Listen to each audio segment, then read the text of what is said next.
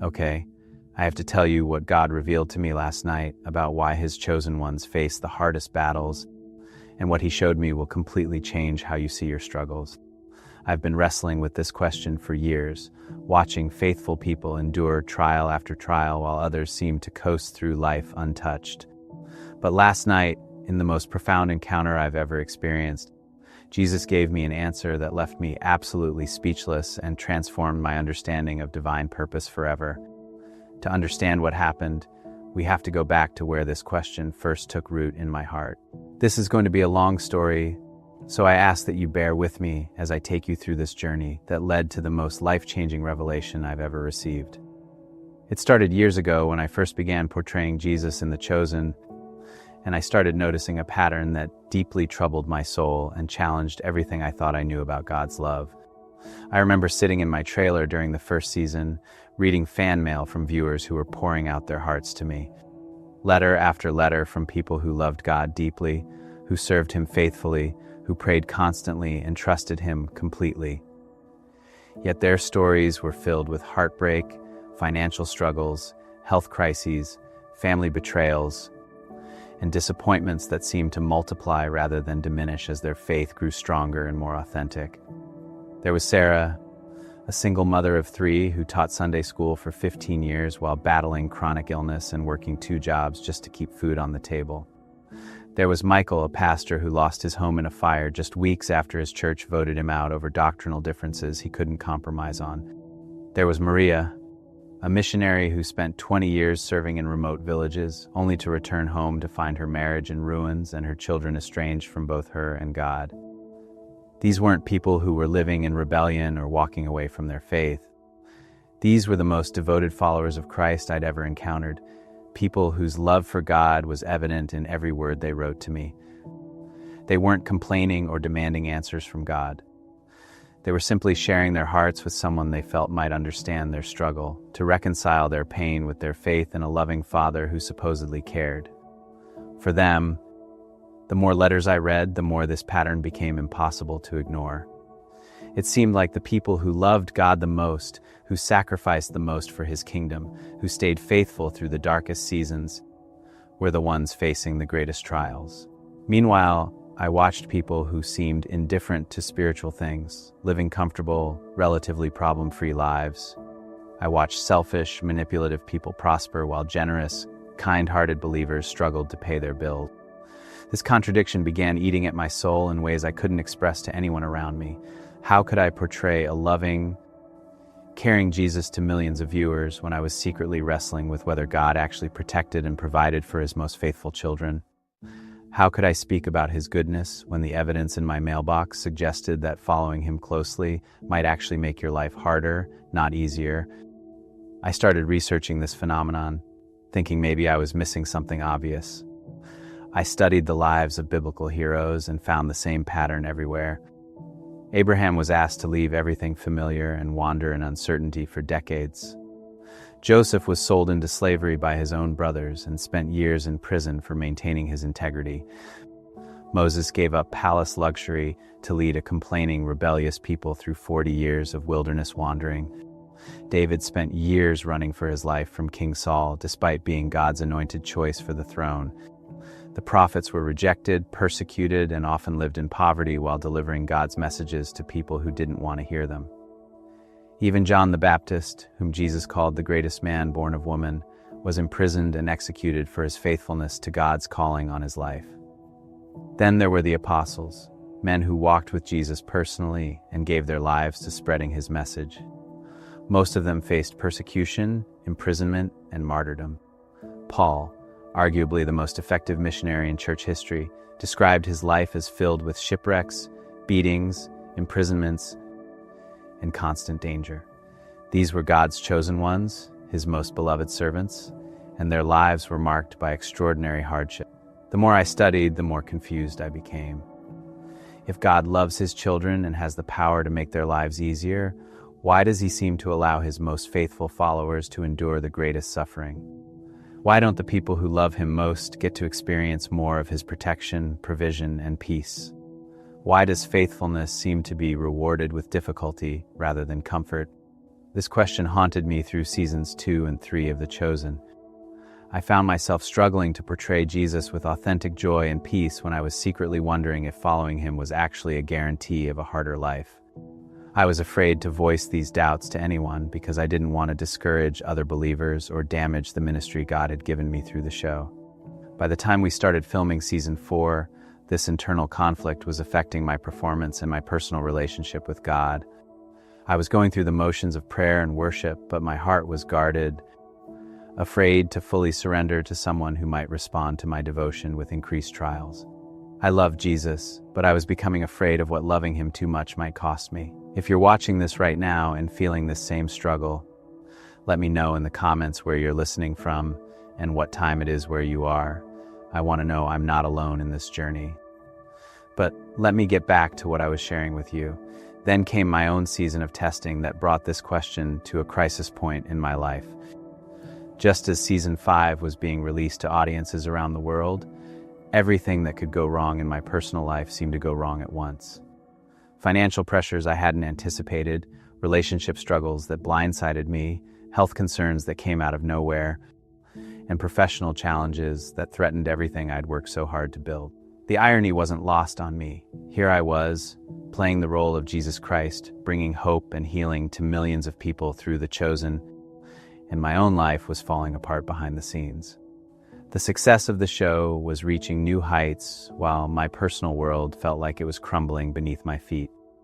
I couldn't understand why God would allow this to happen when I was dedicating my career to serving him. I remember one particularly difficult night when the weight of everything became almost unbearable. I was preparing for scenes we'd be filming for season 6, trying to get into character to portray the Prince of Peace, while my own heart was tormented with questions and fears. I looked at my reflection in the mirror and barely recognized the man staring back at me, exhausted and confused about God's goodness. That's when I finally decided I had to get an answer to this question that had been destroying my peace for years. I couldn't continue living in this tension between what I believed about God's love and what I was experiencing in real life. I couldn't keep portraying Jesus as loving and trustworthy while secretly wondering if trusting him fully would only lead to more pain and disappointment. So I made a decision that night to lay everything on the altar before God. I told him I needed to understand why his chosen ones seemed to struggle more than everyone else. Or I wouldn't be able to continue in ministry with integrity. I needed him to either change my circumstances or change my understanding, because I couldn't live in this confused, conflicted state any longer. I spent hours in prayer that night, pouring out my heart to God with more honesty and vulnerability than I'd ever allowed myself before. I told him about every doubt, every fear, every question that had been plaguing my mind. I asked him to show me the truth about why following him closely seemed to guarantee a harder path, and I promised I was ready to handle whatever answer he gave me, even if it wasn't what I wanted to hear. What happened next was unlike anything I'd ever experienced in my entire life. As I was praying, I felt this overwhelming sense of peace wash over me, and suddenly I wasn't in my room anymore. I found myself in a place that felt both completely foreign and perfectly familiar at the same time. It was like being in the most beautiful garden you can imagine, but also like being held in the safest embrace you've ever felt. The light in this place wasn't harsh or blinding, but it was so pure and warm that it seemed to penetrate every cell of my being with love and comfort. I could hear what sounded like gentle water flowing somewhere nearby, and there was a fragrance in the air that reminded me of every flower that had ever brought me joy, but infinitely more beautiful and complex than anything earthly. Then I saw him.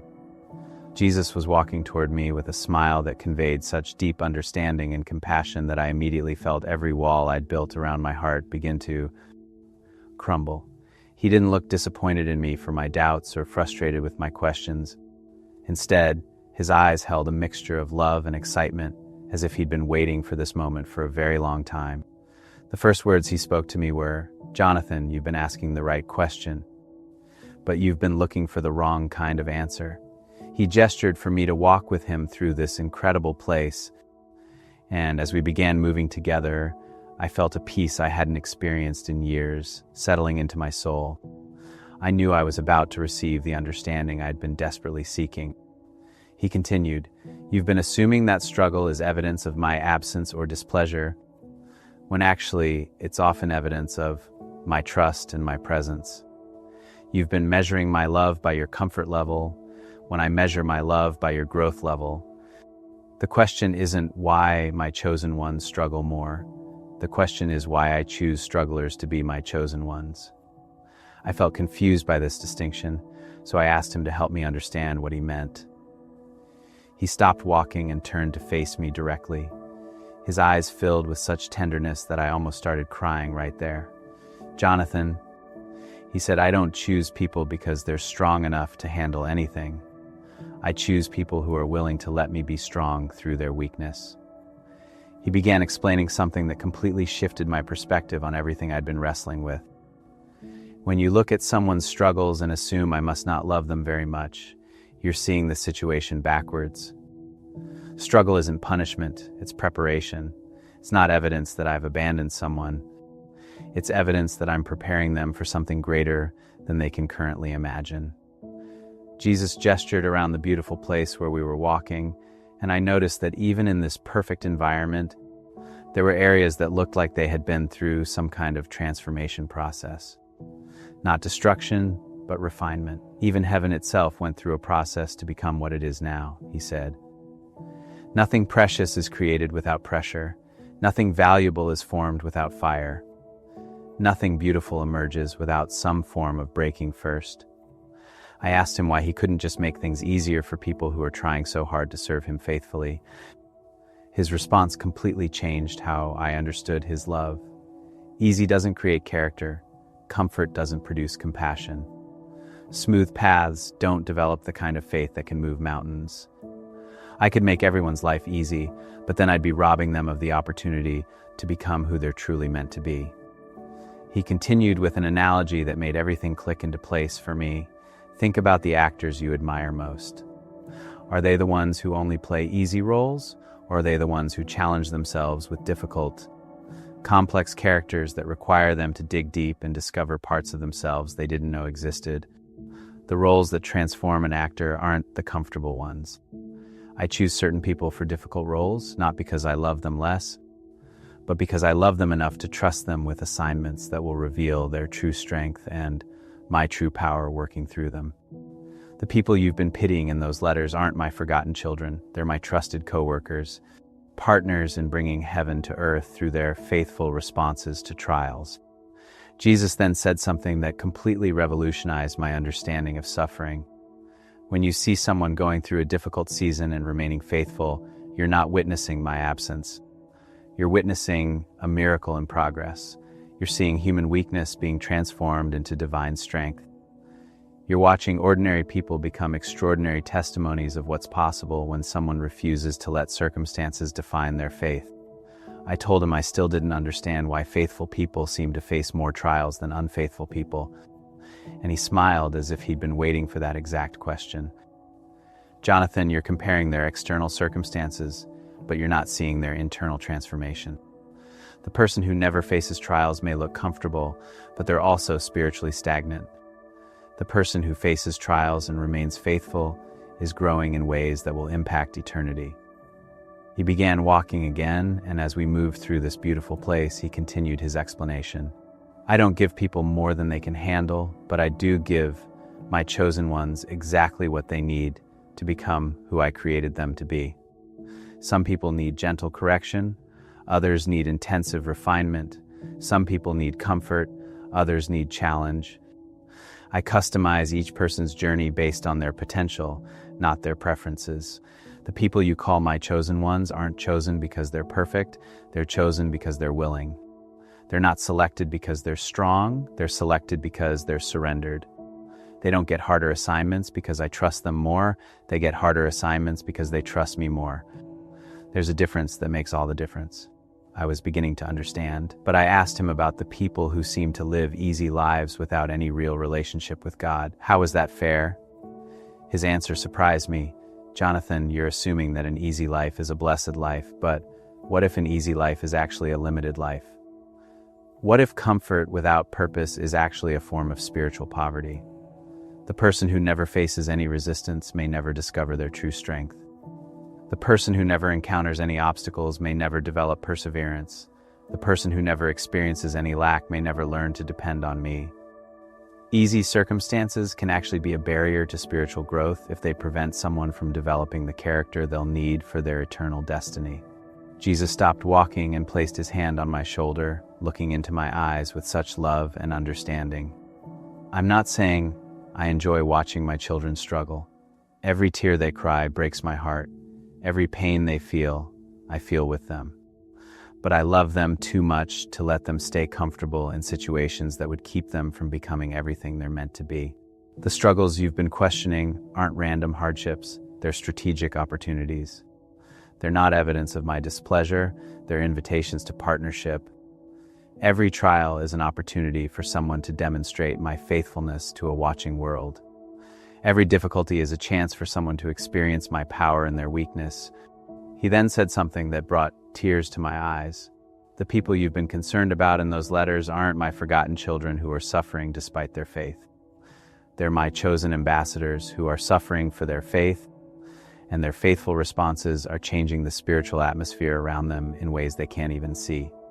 When Sarah continues to serve in Sunday school while battling illness, she's not just teaching children about my love, she's demonstrating it. When Michael maintains his integrity despite losing his position, he's not just standing for truth, he's modeling it.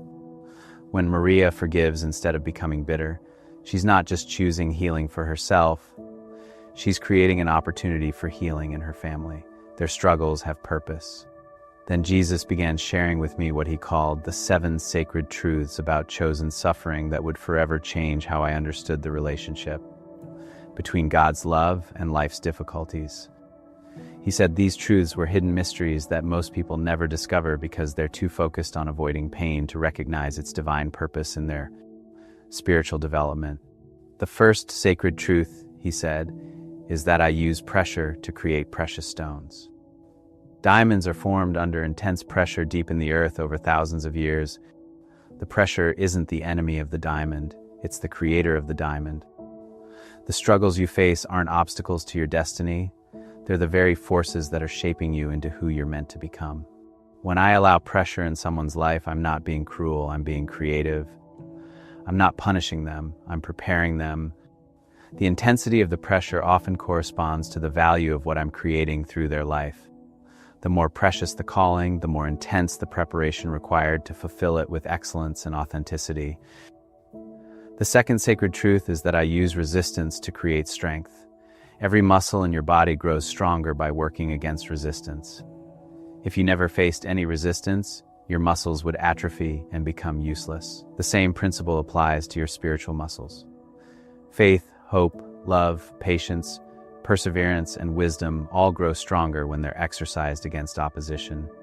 The people you admire most spiritually aren't those who never faced resistance. They're those who faced it and overcame it. They developed spiritual strength by pressing through difficulties, not by avoiding them. Their faith became unshakable because it was tested and proven authentic. Their love became unconditional because it was challenged and remained constant. The third sacred truth is that I use brokenness to create breakthrough. Every breakthrough you've ever experienced has come through some form of breaking. Breaking through barriers, breaking free from limitations, breaking open to new possibilities. What looks like destruction from one angle is actually construction from another angle. What feels like an ending is actually a beginning. When I allow something in your life to be broken, I'm not being destructive, I'm being reconstructive. I'm making room for something better than what was there before. The broken places in your life become the places where my light shines through most brightly. Your greatest wounds, when surrendered to me, become your greatest weapons for helping others. The fourth sacred truth is that I use desert seasons to create dependency. In the comfortable times, it's easy to become self-reliant and forget how much you need me. But in the wilderness seasons, you're reminded that every breath, every step, every hope depends on my provision and grace. Desert seasons aren't punishment, they're recalibration. The people who emerge from desert seasons with their faith intact are different people than when they entered. They've learned to find water in the Word, shade in my presence, and direction from my voice. They've discovered that I am enough when nothing else is available, This discovery transforms them from people who know about me to people who know me intimately. The fifth sacred truth is that I use isolation to create intimacy. Sometimes I allow people to feel alone, not because I've abandoned them, but because I want them to discover how close I actually am. In the crowd, it's easy to miss my voice. In the quiet, you learn to recognize my whisper. In the busy times, it's simple to rely on others. In the solitary times, you discover my companionship. The chosen ones often go through seasons where earthly relationships disappoint them or earthly securities fail them, because I want them to learn that I am the relationship that never fails and the security that never disappears. These seasons of isolation aren't rejection, they're invitation into deeper intimacy with me than they've ever experienced before. The sixth sacred truth is that I use waiting to create wisdom. Everything worthwhile requires timing, and timing can't be rushed without destroying the outcome. I could give people everything they want immediately, but that would rob them of the wisdom they gain through the waiting process. Waiting teaches patience, builds character, and develops spiritual maturity. During waiting seasons, people learn to trust my timing instead of their own timeline. They discover that my delays are not my denials. They develop the ability to hope when circumstances don't warrant hope. They learn to rest in my sovereignty instead of fighting against my schedule. These are invaluable spiritual skills that can only be learned through experience. The seventh sacred truth is that I use your testimony to create transformation in others. The struggles you overcome don't just benefit you, they become tools I use to help others overcome similar struggles. Your victory over fear helps others find courage. Your healing from heartbreak helps others find hope. Your breakthrough from limitation helps others break free. This is why I often choose to strengthen you through trials instead of removing the trials completely. The person who has never faced difficulty can encourage others with theories. The person who has faced difficulty and overcome it can encourage others with testimony. Theory informs the mind, but testimony transforms the heart. I need people with powerful testimonies. Jesus paused in his teaching and looked at me with such compassion. Jonathan, do you understand now why I trust my chosen ones with harder assignments? It's not because I love them less. It's because I love them so much that I'm willing to develop them into people who can represent me accurately in a broken world that desperately needs authentic hope. The comfortable Christian can tell people that I love them, but the tested Christian can show people that I love them. The untested believer can quote verses about my faithfulness, but the proven believer can demonstrate my faithfulness through their own experience. Both have value, but one has authority that the other lacks. Every person you were concerned about in those letters is actually in training for something greater than they can currently see. Sarah isn't just surviving her illness, she's learning compassion that will help her minister to others in ways that healthy people never could. Michael isn't just enduring rejection, he's developing integrity that will make him a leader people can trust completely. Maria isn't just working through family pain, she's gaining wisdom about forgiveness and restoration that will help countless other families find healing. Their struggles aren't punishment for their faithfulness, their struggles are preparation for their purpose. I'm not making their lives harder, I'm making their impact greater. I asked Jesus why he couldn't just give people supernatural wisdom and compassion without requiring them to go through painful experiences to develop these qualities. His answer showed me something profound about the nature of authentic spiritual authority. Wisdom that isn't earned through experience isn't really wisdom, it's just information. Compassion that isn't developed through personal pain isn't really compassion, it's just sympathy. The depth of someone's ministry is directly related to the depth of their personal journey through difficulty. The people who can bring real hope to others are those who found real hope in their own darkness. The people who can offer authentic comfort are those who received authentic comfort in their own pain. Shallow experience produces shallow ministry. I could give everyone easy lives, but then no one would have the credibility to help others through hard times. I could remove all struggle, but then no one would have the spiritual muscle to represent me to a world that is full of struggle. The chosen ones go through difficulties not for their own sake alone, but for the sake of everyone they'll eventually help. Jesus then began explaining something that completely transformed my understanding of divine love. Most people think love means making someone's life as comfortable as possible. But true love means helping someone become the best possible version of themselves, even when the process is uncomfortable. I love my children too much to leave them unchanged by their experiences with me. A parent who gives their child everything they want without requiring any growth or responsibility isn't showing love, they're showing weakness. A parent who allows their child to face age-appropriate challenges while providing support and guidance is showing true love. I am the perfect father, which means I know exactly what each of my children needs to reach their full potential. The struggles I allow in someone's life are never arbitrary or excessive. They're always purposeful and precisely measured. I know exactly how much pressure each person can handle, exactly how long each trial should last, and exactly what lessons need to be learned. I don't waste pain, and I don't allow meaningless suffering. Every tear has purpose, every disappointment has meaning, every loss has potential for gain, every ending has the seeds of a new beginning. I am constantly working all things together for good in the lives of those who love me and are called according to my purpose. This includes the things that feel terrible in the moment, but produce something beautiful in time. I told Jesus that I was beginning to understand his perspective, but I asked him how people could maintain hope when they were in the middle of difficult seasons and couldn't see any purpose in their pain. His response was filled with such tenderness and practical wisdom that it brought tears to my eyes. Hope isn't based on seeing the outcome. Hope is based on knowing the one who controls the outcome. When people can't see where their story is going, they can still trust the author who is writing their story. When they can't understand the purpose of their current chapter, they can still have faith in the one who sees the entire book. I never ask anyone to understand everything. I only ask them to trust me with everything. Understanding comes later, often much later. But trust can happen right now, in the middle of confusion and pain. Trust says, I don't know what you're doing, but I know who you are, and that's enough for now. The people who make it through the hardest seasons with their faith intact aren't those who figured everything out. They're those who decided that their love for me was stronger than their need for explanations. They chose relationship over reason, trust over understanding, faith over facts. This choice is what transforms them from victims into victors.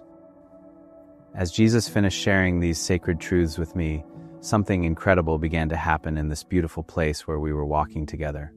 The atmosphere around us began to shift and change, becoming even more radiant and peaceful than it had been before. I felt like I was witnessing the very heart of heaven opening up to reveal its most precious secrets. Suddenly, I began to see people appearing all around us, not physically present, but somehow visible in my spirit. These were all the people I had been concerned about, all the faithful believers whose struggles had caused me to question God's love. But now, instead of seeing them in their pain, I was seeing them as Jesus sees them, transformed and radiant. I saw Sarah, the single mother who had been battling illness while raising her children and serving in ministry. But now I could see the supernatural strength that had been developed in her through her trials, the unshakable faith that had been forged in the fire of difficulty. She wasn't a victim of her circumstances, she was a victor over them, and her victory was inspiring countless others. I saw Michael, the pastor who had lost his position for standing on his convictions, but now I could see the integrity that had been purified through his testing, the character that had been proven authentic under pressure. His willingness to suffer for truth was creating a legacy of faithfulness that would impact generations of believers who needed to see what unwavering conviction looked like. I saw Maria, the missionary whose marriage had been damaged by her years of service. But now I could see the forgiveness that had been cultivated in her heart through her pain, the wisdom that had been gained through her journey of restoration. Her experience was becoming a source of hope for other women who needed to know that broken relationships could be healed and broken hearts could be made whole. As I watched these transformed lives, I began to weep with a mixture of joy and awe. These weren't broken people who had been abandoned by God, these were beautiful people who had been refined by God. Their struggles hadn't destroyed them, their struggles had revealed the gold that had been hidden within them all along. waiting for the right circumstances to bring it to the surface. Jesus put his arm around me as I wept, and his presence brought such comfort and understanding to my heart. "Now, do you see, Jonathan?" He asked gently. "The people you were worried about aren't my forgotten children. They're my masterpieces in progress. Every difficulty they've faced has been a brushstroke in a portrait I'm painting with their lives. You were looking at their circumstances and feeling sorry for them, but I was looking at their character and being proud of them. You were seeing their struggles and questioning my love, but I was seeing their strength and celebrating my work in them. You were focused on their pain, but I was focused on their purpose." I asked Jesus why he had shown me this vision of these transformed lives, and his answer filled my heart with such peace and purpose. Because you needed to see what I see when I look at someone who is going through a difficult season. You needed to understand that their current chapter isn't their final chapter. Their present struggle isn't their permanent state. These people aren't just surviving their trials, they're being transformed through their trials. They're not just enduring their pain, they're being empowered by their pain. They're not just getting through their difficulties, they're growing through their difficulties. This is the difference between secular suffering and sacred suffering. Secular suffering is meaningless pain that produces nothing but bitterness and defeat. Sacred suffering is purposeful pain that produces character, wisdom, strength, and spiritual authority. The difference isn't in the intensity of the suffering. The difference is in the response to the suffering and the one who is working through the suffering. Jesus then looked directly into my eyes and said something that I will remember for the rest of my life. "Jonathan, you have been chosen not just to portray me in a television show, but to represent me in real life. And part of that representation means understanding that following me closely will include seasons of difficulty that are designed to make you more like me. I didn't live a comfortable life on earth. I was misunderstood, rejected, betrayed, and ultimately crucified. But my suffering had purpose. It provided salvation for the world. When my followers experience suffering, their pain also has purpose. It might not provide salvation for others, but it can provide inspiration, encouragement, and hope for others. The struggles you've been experiencing while filming The Chosen aren't accidents or punishments. They're part of your preparation to represent me with authenticity and authority. You can't effectively portray someone you don't know intimately, and you can't know me intimately without experiencing some of what I experienced. Your personal trials while playing this role aren't contradictions to your calling. They're confirmations of your calling. They're evidence that you're not just an actor playing a part, but a servant being prepared for greater service. The depth of your portrayal has been enhanced by the depth of your personal journey. As Jesus spoke these words over my life and calling, I felt something shift in my heart that I had never experienced before. All the confusion, doubt, and questioning that had been tormenting me for years suddenly lifted, replaced by crystal clear understanding and unshakable peace. I finally saw my struggles not as evidence of God's displeasure, but as proof of his trust in me. I realized that the people I had been pitying were actually the people I should have been celebrating. They weren't victims of unfortunate circumstances, they were victors in spiritual battles. They weren't examples of God's absence, they were demonstrations of God's presence.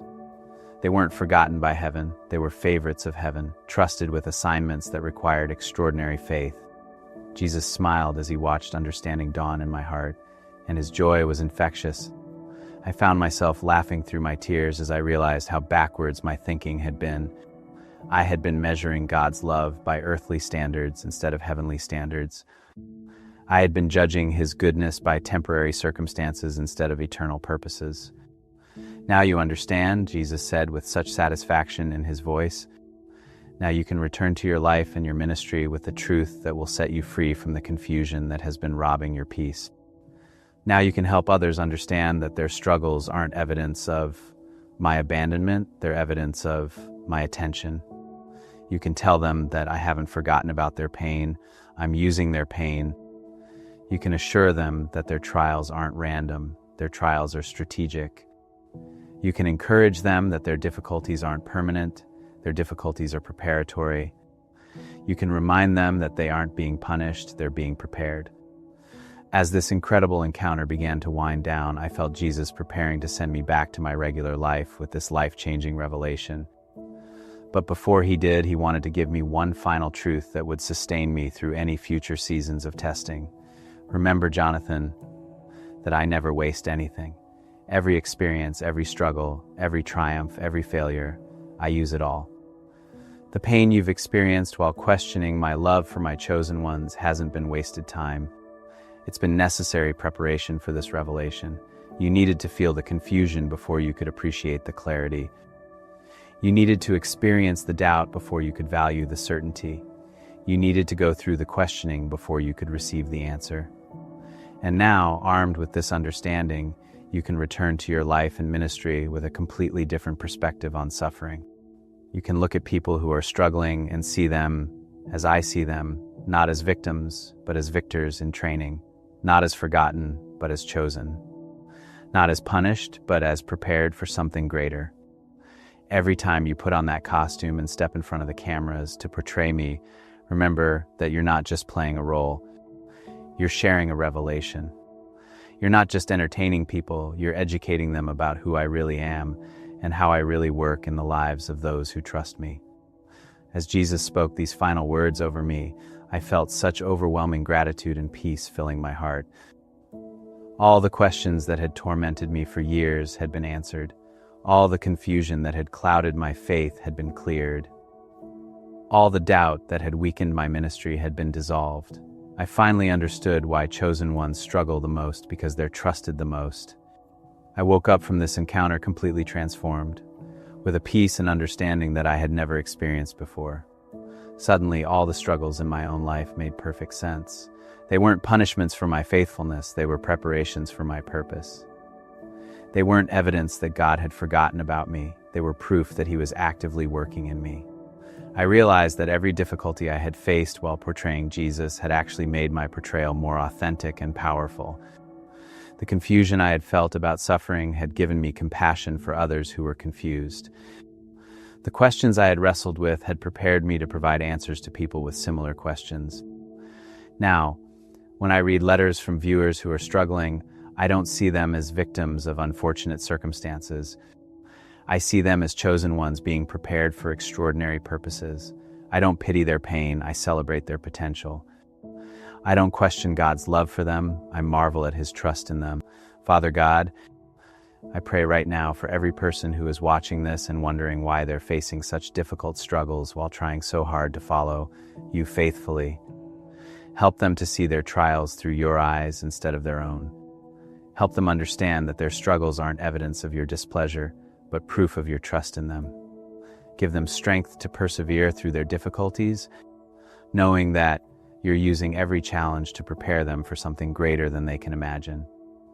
If you're watching this and you're going through a hard season right now, please know that you're not forgotten, you're not punished, and you're not alone.